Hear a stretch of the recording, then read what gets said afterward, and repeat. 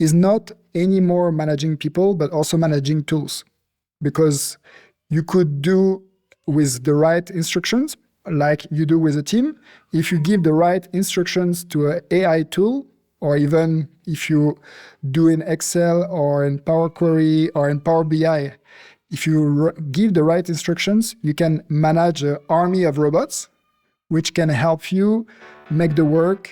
And so combining that with your team and combining that with your robot team, then you can be a great manager.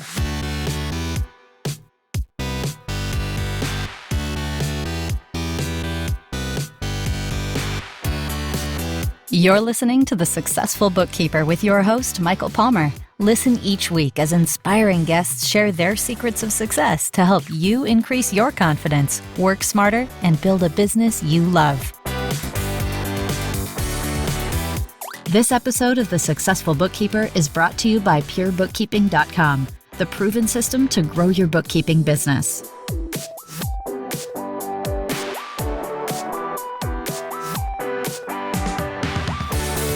Welcome back to the Successful Bookkeeper podcast. I am your host, Michael Palmer, and today's show is going to be a very, very interesting one. Our guest is from Germany, a keynote speaker and expert in how to leverage ChatGPT for finance teams. Nicolas Boucher, welcome to the show. Thank you. Good morning. How are you doing?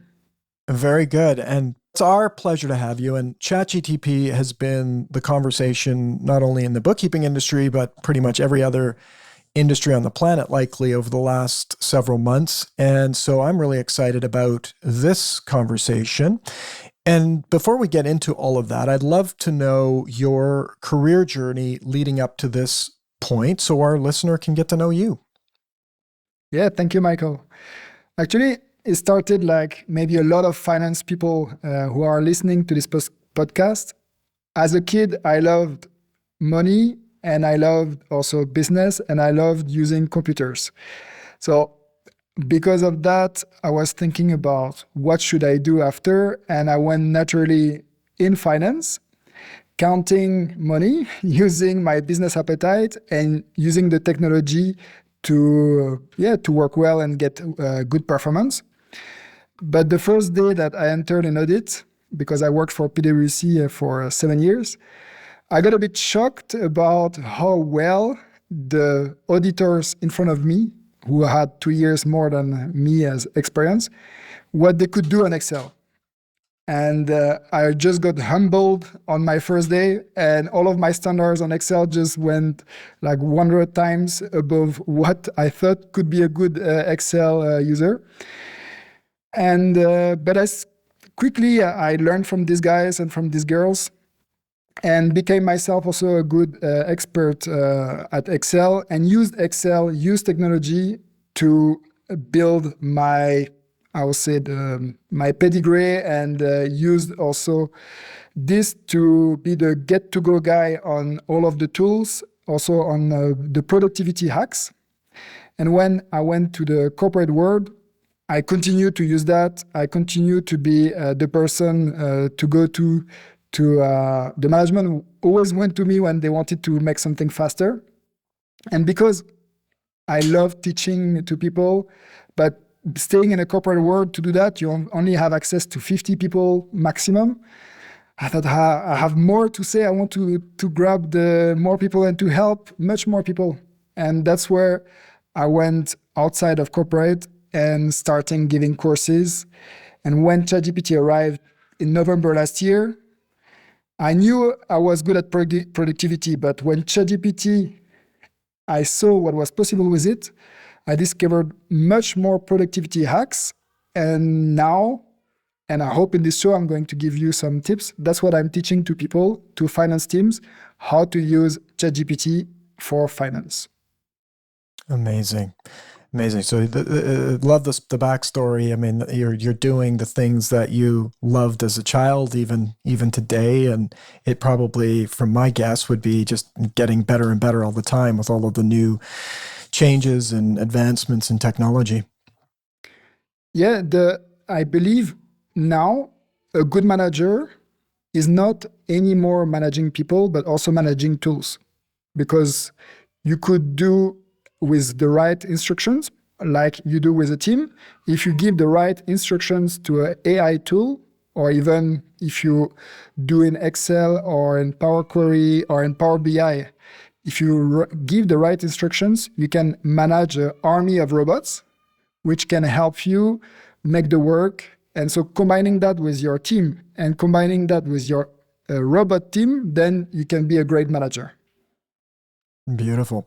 I want to get into that, but I do hear in the background, you have young children. It is later for you, right? You're in Germany, and we still haven't figured out how AI can help raise our kids. Keep them quiet when we're doing podcasts. I've got young kids myself, so. Yeah. I have 2 daughters, 3 and 6-year-old, and here is 6 p.m. and it's end of the day. So if you have kids, you know what it is. I totally know, and we definitely, our listener, we are all kid friendly, love children, and so it's all good. So we're all laughing in our chairs right now, listening. I'm sure, going, oh yes, but that is the reality of the world today. Yep. Everyone's working, since COVID, many of us work from home, have for a long time, but more and more do all the time. So just love that. And thank you for sharing a bit of your personal life with us there. So ChatGPT, I would say our listener has probably heard about it. They may or may not know exactly how it's impacting or will impact. I mean, I still meet people all the time. They're like, yeah, I've heard of it, but I don't even know what it is. Why don't we start there with kind of like, okay, it came out in November of last year. What is it, and where, what were some of those early things that you started to do with it where you're like, this is going to really transform how you're doing work? Yeah, so AI is not new, okay? If you are working in accounts payable, you have maybe next to you a machine that is scanning invoices and recognize the invoices and will record the invoices for you. This is already a use of AI. But now the big change that happened in November with the arrival of when ChatGPT arrived in the public is that now you, instead of coding AI to get the result that you want, you are actually using your own words in a chat, like writing SMS to your best friend and explaining to the computer what you want and having a conversation. And the computer is using a program which is called NLP, Natural Language Program, which actually understands our words and the intention behind that. And this is a big change because today, when we use our programs in an ERP or even in Excel, we click buttons, we use formulas, we enter specific parameters that the computer understands. So us, human, we adapt. We adapted to the computer, to its language. Now is the opposite. The computer is understanding our language and our intention behind our words. And now we can ask the computer to do something for us. For example, give me a table with 5 columns, 10 lines, and show me in each of the lines the 10 biggest cities in USA. And each column may be something about their main characteristics, so size, population, whatever you want, you can get that. And instead of having a research in Google or having to do copy and paste or having formulas, it will be populated itself because the computer understands what it means, 5 columns, 10 lines, and it will do all of the code behind and then show you back what you want visually, like us human, we want to see and have. And that's really why now you have a big acceptance because the user interface made it possible for every human who can type or even just use your phone with voice recognition to talk to the computer with your own words and get something back. And that's why now you saw so much acceptance and so much growth in AI being present in our day-to-day world. We'll get back to the interview right after this word from our sponsor. Have you ever worried about the safety and security of your clients' passwords and data? It's worrying, right? Not only do you have to remember them, you have to make sure that they don't fall into the wrong hands. Now, you might think that standard password protection tools are the solution, and while that might work for your family's Netflix account, it's not sufficient for your client's precious data. Thankfully, Practice Protect has the solution. It's America's largest cybersecurity platform for the finance industry, supporting over 24,000 bookkeepers and accountants.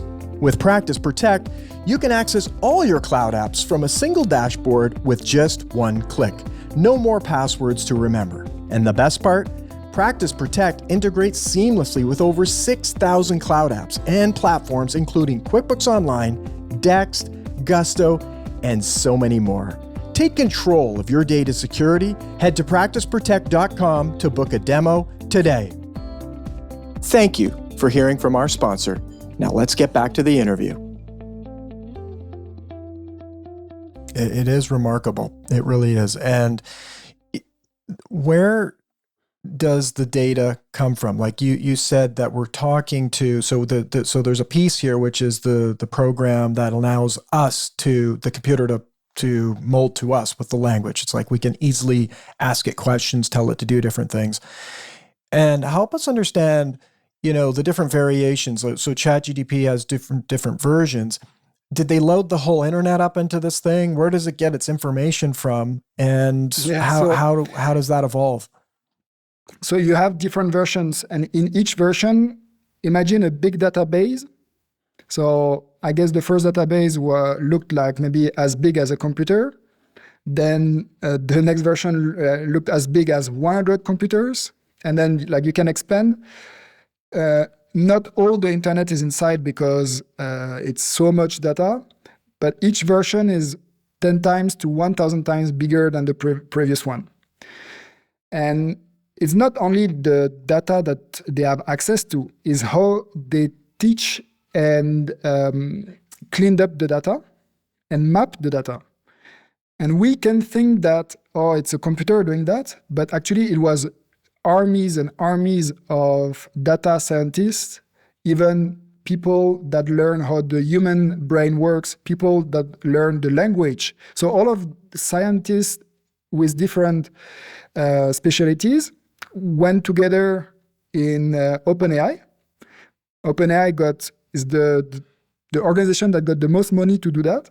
And because they paid a lot of people and armies of people who first started manually to map everything, then some of them understood, okay, maybe that I can start coding to accelerate my process of data mapping and data labeling and data cleaning. And because you have this army of people who are just working on doing something without having a commercial thought in mind, but maybe just focus on succeeding having the internet mapped, you got a result. And now is basically each time you have a new version, these teams of data scientists or AI specialists, they know how to use AI to get their work faster, because they have worked so much with it that they are now working hand in hand with AI to even learn faster. So it's now, it's compounding all of these efforts, and we get each time a better version, but also something where it's harder for us humans to understand what is behind, because there's so much data that we don't know exactly, to which data it had access, how it was controlled, how it was cleaned up. There are, in some ways, even some intervention where you could see that some data they don't want to talk about, because everything about hate speech, or you could see already there that there are some safeguards, and which is good because you need a bit of control. But this is something where all of us, we will need to understand more and more how it works, because the more you understand how it works, the better you can use it. Mm-hmm. And so by using it every day, you will understand more what type of data it has, what type of data it doesn't have. For example, ChatGPT now can only have access to 2021, so up to 2021. And other tools like Google Bard, they have access to real-time data, but which is also a risk, because how do you control real-time data? So there are in each risk and opportunities that you need to be aware of. It's fascinating. It is fascinating. And I'm sure there's all sorts of debates and good stuff about all of that we won't get into. But now we understand where that information is, how it came to be somewhat. And now with our day-to-day lives running bookkeeping firms, how did you first initially start to use ChatGPT in your life? Yeah, so ChatGPT, okay, GPT, Yes. GPT. I started to use it to first help the people who came to me with finance problems to formulate that better first. Because, like, I don't know if you know this sentence, the world belongs to people who know how to communicate the best ideas, not to the people who have the best ideas. Mm. And us in finance, we are really good at computing. We are really good at knowing the standards. We are really good at knowing the internal controls or the ERPs. But where we are not really good is to explain everything we see, everything we understand to non-finance people. And so if we want to impact our management, if we want to impact the other departments, we need to talk to them in their own language. And so I started to show to people, for example, how do you explain the revenue recognition standards to salespeople? How do you send an email which talk their language, who explain what is the consequences for them, what is also what you need from them, and why? So that's one use case. Another use case where I help a lot of people is how do you write your procedures using ChatGPT? You can draft your procedures by using ChatGPT. And for this, one tip for everybody who is listening today, this is normally something I don't share a lot because I share that in my course. You can draft a procedure by having a clear process. You need to think like you are going to write a book. And when you write a book, you start first by the outline. So when you want to draft a procedure with AI, because AI in ChatGPT, for example, is limited to a number of characters, if you say draft the procedures for bank reconciliation, it will answer in a really short step-by-step or guideline because it doesn't have enough space to answer with a full book. So instead of doing and accepting just the first answer, you just ask first the outline.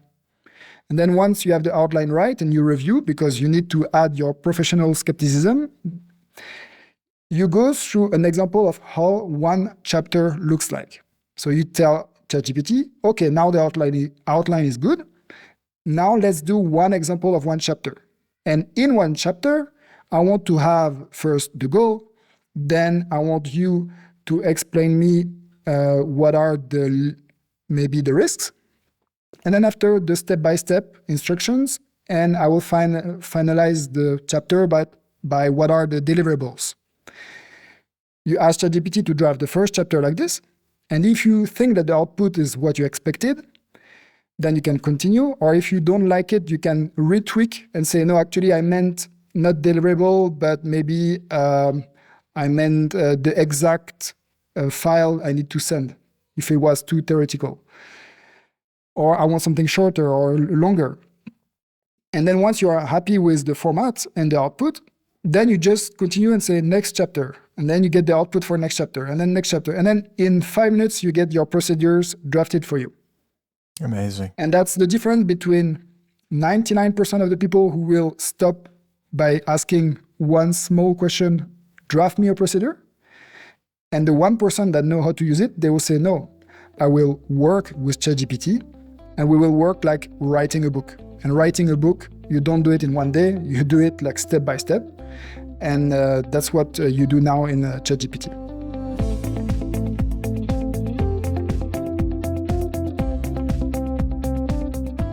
Amazing. And I imagine that applies to all sorts of things that you'd want to do to it. You kind of go in chunk size so that you're building upon something versus saying, hey, figure this all out for me. Yep. Complete from start to finish. Yeah, like, I mean, it makes common sense. I mean, you wouldn't think that something could just, write a whole book. I mean, there's so many different thoughts that would have to go into that alone. So starting small and building up. Yes. So there's many things that can help our audience work, just with the few examples that you've given. Have you been surprised along the way as to what its power is? Or is it like, yeah, this is super powerful? Or like, what were some of the surprises or disappointments for that matter around it? So the big latest surprise that appeared was everything about Excel and data. Because at the beginning, you were playing with data, it was always messing up formulas and confusing itself. And why? Because ChatGPT is not a spreadsheet. ChatGPT is a probabilistic model that wants to answer to you with the most probable answers based on what you said, and not based on strict formulas that are in a spreadsheet. Once you understand that, and imagine if you ask a computer, how do you make a baby in 1 month? A computer will tell you, well, just make 9 women pregnant. And you as a human, you know that there are some principles that are not, that you cannot break.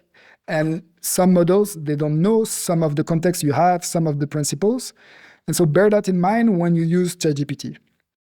But what arrived the last, I think 1 month ago, something like this, is the function in ChatGPT-4 to upload Excel files, to upload PowerPoint data, to upload text files, and then to do analysis inside using Python code.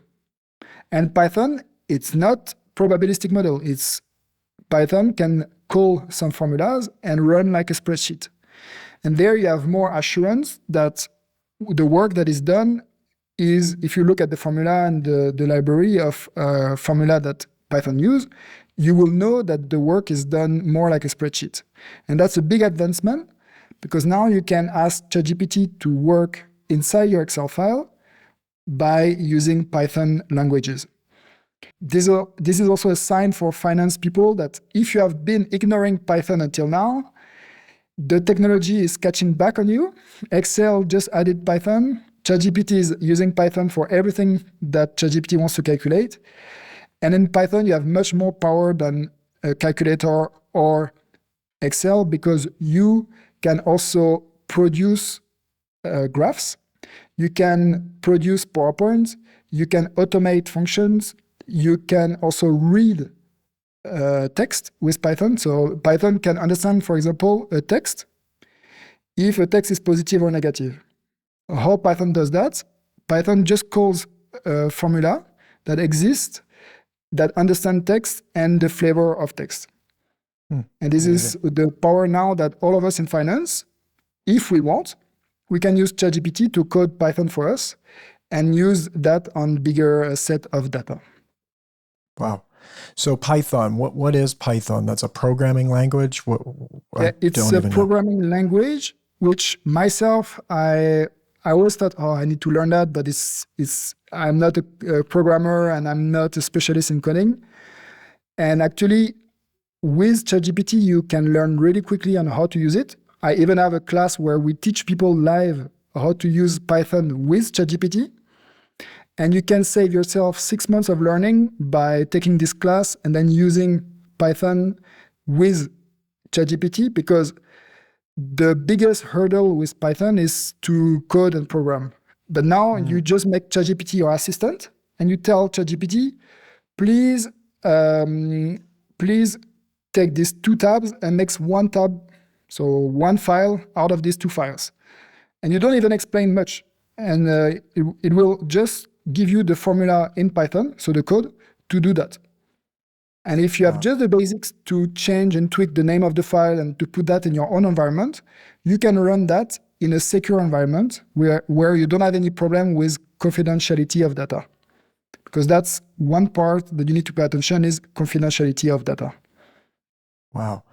That's remarkable. So something there's definitely something for our listener to be interested in and take a closer look at. And of course, we'll have links to those courses in the show notes.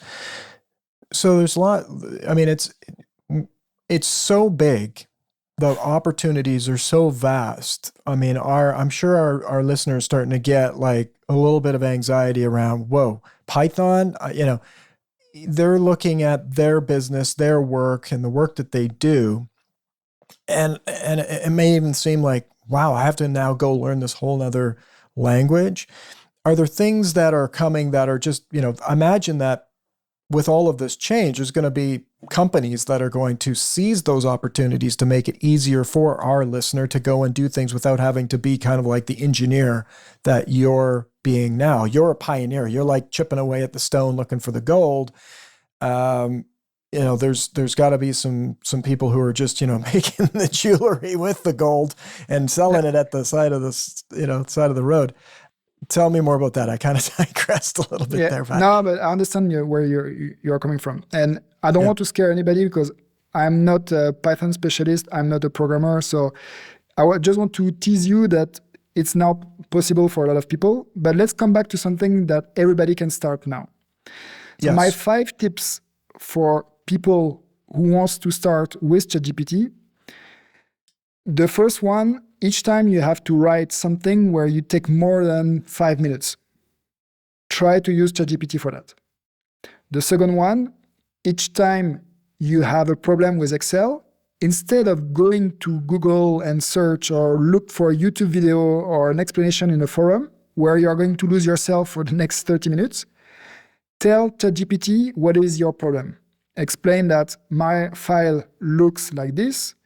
I want to do this. So let's say I have one file and I want to find out what is the average of all of this data. How can I do that? And then ChatGPT will tell you step by step how to do it. So that's second news. The third one, I just explained before, how to write procedures. Just make ChatGPT help you write the procedures with the tactics I showed you. The fourth one is one of my favorite. When your clients come to you, if you are a bookkeeper, and say, okay, I want to reduce my cost. And you have experience, but it takes time to formulate that. It will take time also to understand the industry of your client. It will take time to formulate that in a PowerPoint or in an email, or even just start with an action plan. Well, start with ChatGPT, give the context, explain the industry of your client, explain the main problems, explain where you will go to give a direction to ChatGPT, and then run an action plan. And then for each action that you think are relevant, you go into the details, and then you can work with your client if you find something relevant from it. And the last point is basically to implement in your team a big transparency about using AI for 2 reasons. The first reason, if somebody finds out that there is something smart to do, why should they keep it for themselves? You should really, as a team, embrace that and exchange on the best practices. And the second part, if you are the manager, you need to know when your staff is using it and when not, because you are going to review the work differently if it's done with AI or without, because it's new and you need to have a more critical aspect when you use AI. So for these 2 reasons, I recommend to be transparent and embrace it. So some great to tips. Summarize, 1, write all of your complicated emails. 2, use it each time you want help for your tools that you use, not just Excel, but PowerPoint. 3, for procedures. 4, for action plan, solving problems, and basically run with you propositions for your clients or for your team. And 5th, embrace it with your team. Run, I would say, a mini workshop on that, or just 1 hour to talk about it on how you are going to use it as from today.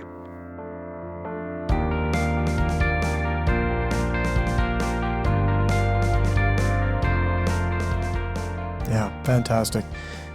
Those are some great tips, and it really is something that I've not fully jumped into, but I use it regularly. I mean, you're talking about some really advanced things that I will try and think about based on this conversation, but it really is great at, I mean, if anything, AI is the end of writer's block. I mean, Yep. we bring our own human creativity to things, but it takes it to another level where, that in itself, it's like, gee, I don't know where to go from here. Just help me get started with that. It's Yes. absolutely remarkable. It's on my pin tabs every day. I use it to, rewrite something, give more thought to, add some structure to. It is remarkable. And you've kind of blown my mind as to what other things that are possible. And I guess that's kind of I like that you use the word creativity, because a lot of people are always asking, is AI replacing us? Am I going to lose my job? For me, there are three types of people.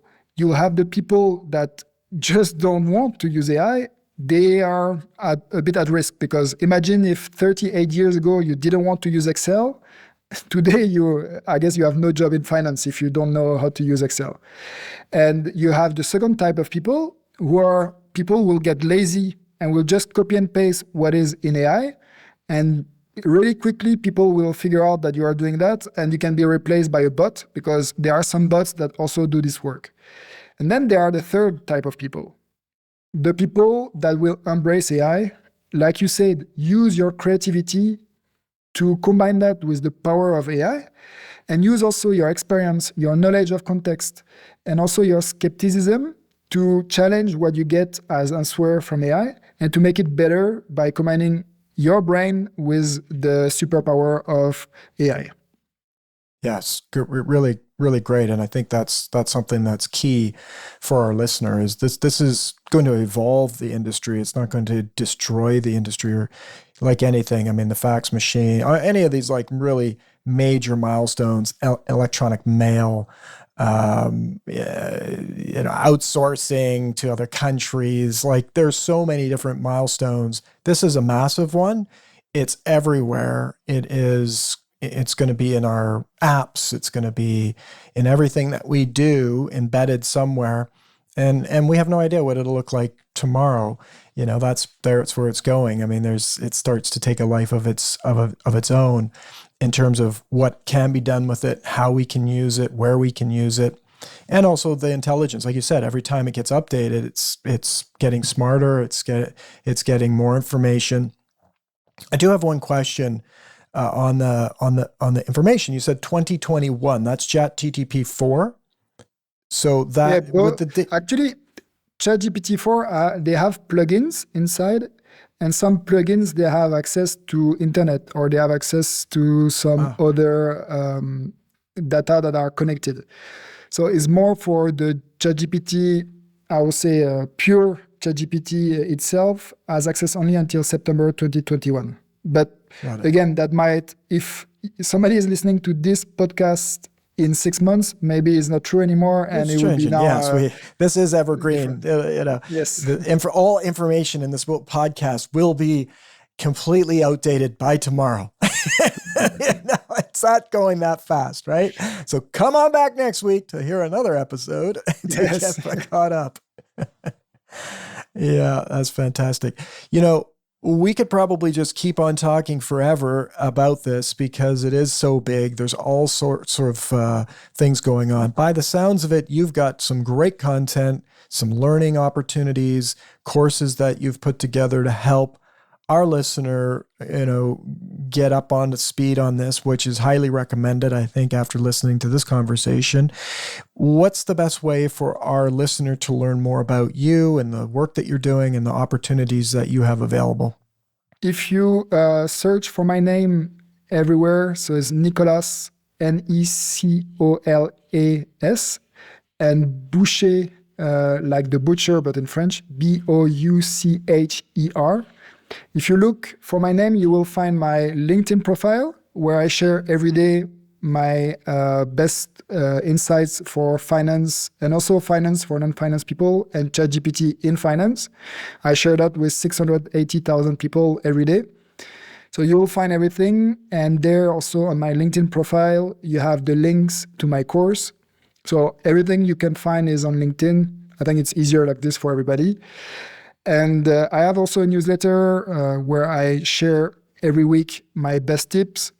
And if some people are really motivated, I created a 30-day program, but free, totally free, to help people in their finance career. So inside you have help about which job you can do, which career path, which certification, how to build a CV.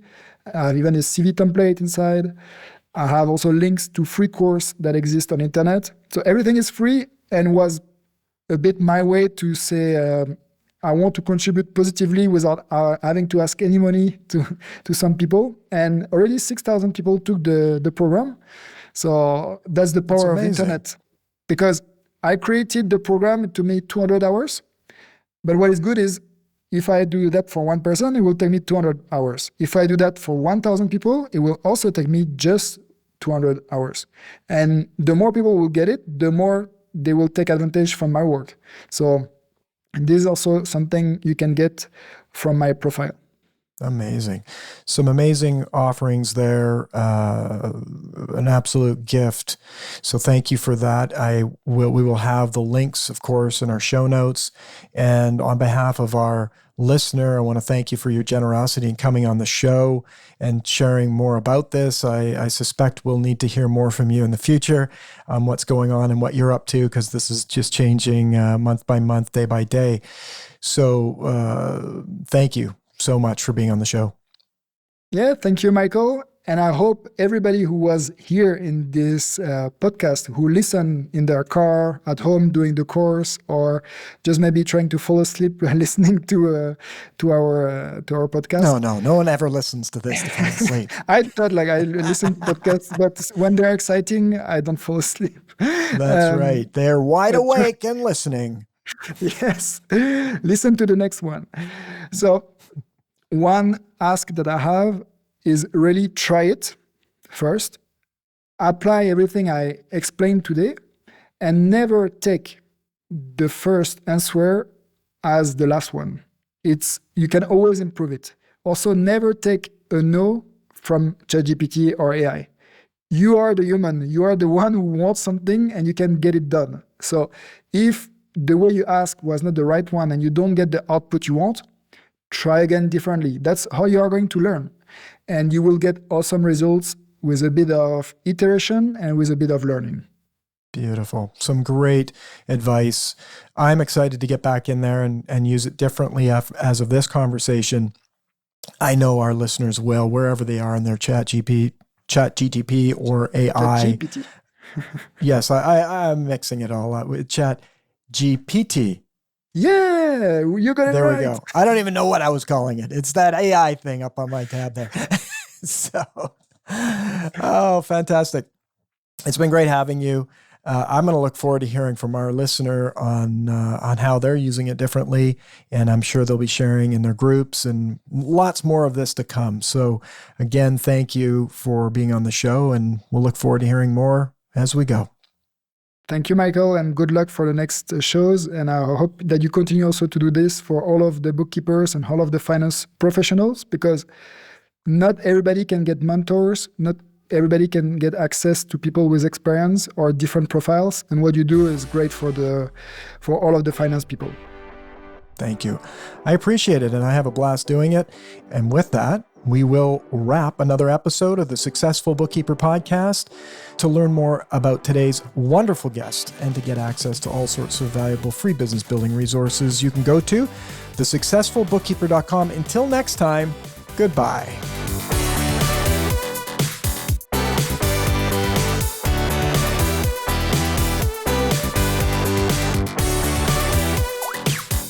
You've been listening to The Successful Bookkeeper with Michael Palmer. For more information and to download the resources mentioned in this episode, please visit us at thesuccessfulbookkeeper.com. Thank you for listening.